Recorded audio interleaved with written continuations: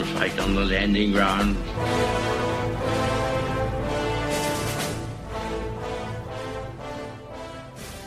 Thank you for joining us.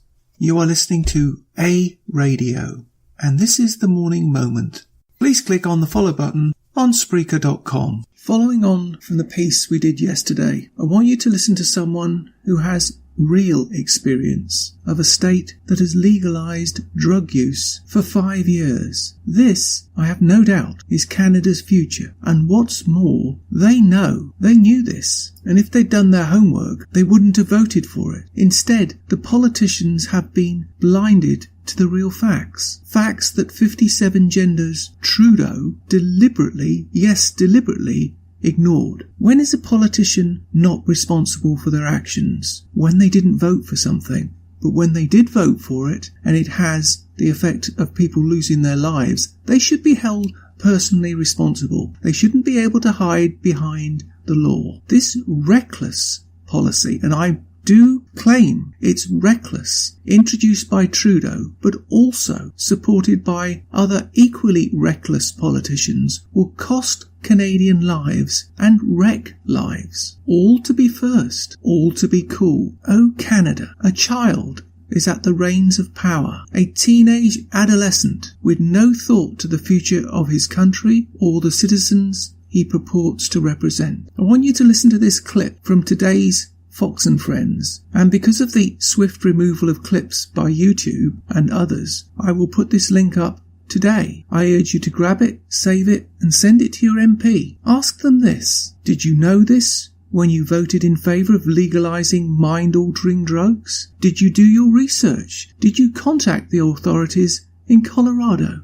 If you're in the unfortunate position of having a Liberal communist as an MP, I think you already know the answer to that question, don't you? Your thoughts. Please pass this on, and please join us on A Radio. Let's grow the message, because we are the truth. You are the truth. Thank you.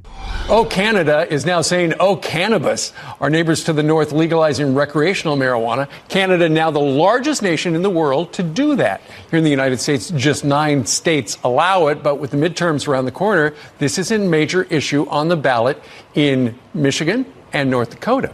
So is nationwide pot legalization in America's future as well? Joining us right now, our former police officer, Joe Peters, who served in the White House Drug Czar's office, screen left, and Michael Caridi, the chairman of the Tree of Knowledge. Guys, good morning to you. Good morning. Good morning. Okay, so the big question is it a good idea, Joe, we'll start with you, to legalize pot nationwide here in the United States? Canada just did it. Quick answer is no, and I think we'll be sorry. Fortunately, we have a crystal ball in this case because we can look 5 years later at what happened in Colorado, for instance, which legalized marijuana. What happened in Colorado? By every metric, it was a failure, in my view. Teen drug use is the highest in the country. Teen drug use. Drug driving is off the charts, doubled with marijuana-impaired driving. Homelessness is up. Emergency room admissions. And the black market is flourishing. Black market arrests. Remember, the whole notion was we legalize it, we can control it. Right. Black market arrests are up almost 400%. All right, Michael, you're a proponent of it, particularly medical marijuana and things that help you feel good. Yes. You heard what he just said. Well, I believe that it has to be regulated, and, having medical marijuana is being very helpful nationally and internationally. We sell our products in South America for epilepsy and Parkinson's, and we show a lot of benefits. Most people are for medical marijuana. It's when it's recreational. There's a poll out. Should marijuana recreational be legal? This was a Pew poll. 62% say yes, make it legal. 34% say no, it should be illegal. I think ultimately it will be legal. But again, if it's regulated properly so people get the right product, right? You don't want marijuana laced with fentanyl and some of these other issues. Absolutely. So that's one of And that's the problem. We are in the throes of an opioid crisis. President Trump just boldly moved forward with an entire new agenda focusing on treatment and prescription of legal opioids because it leads to addiction. Why on earth would we introduce recreationally a brand new drug and open the floodgates, particularly to young people, and big tobacco will take over.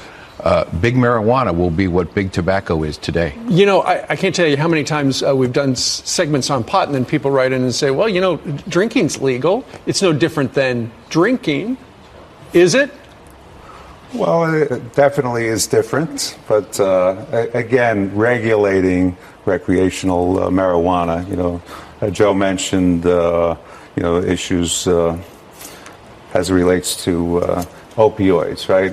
Our big push in our company is CBD as opposed to putting people on opioids. So if you can move people against recreational more towards the CBD side where you're not getting high, I think that's going to be a plus. All right. Joe and Michael, thank you very much for a chat about Steve. this morning. You can find more at aradio.wordpress.com, where you can find links to us on Twitter, Facebook, Instagram, iTunes, iHeartRadio, Gab, and email. You can now find us on Spotify. Just go to the podcast section and type Canadian Politics with a Twist, and you'll find us. We are continuing to reach out to you, so please pass on the links. Please click on the follow button on Spreaker.com. You can listen to all my morning moments at Spreaker.com under A Radio, that's EHRADIO, A Radio, and please click on the like button.